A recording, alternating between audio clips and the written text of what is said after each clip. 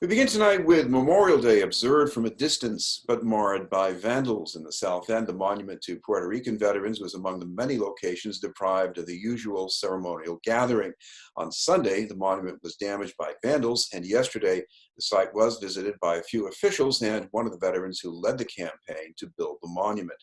As Puerto Ricans, we have been involved since the Revolutionary War with the United States Armed Forces. And per capita, Puerto Rico has lost more men and women and have more Purple Hearts than any other state per capita. And we're very proud to serve the nation. On this day, we remember the men and women that in our armed service that paid the supreme sacrifice for our country. But also these are men and women that went above and beyond the call of duty and ensure that they risked their own lives in defense of our country.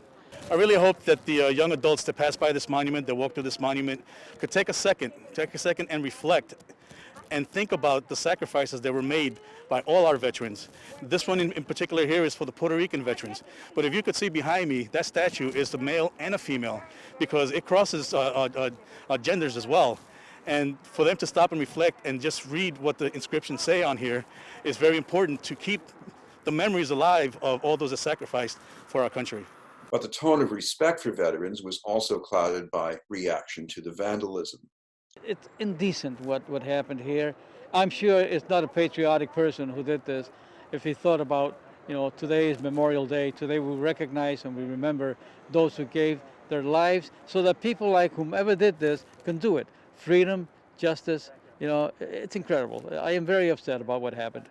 Those that damaged it, they need a lesson of sacrifice, a lesson of what it is to pay the ultimate price for the freedoms that they have.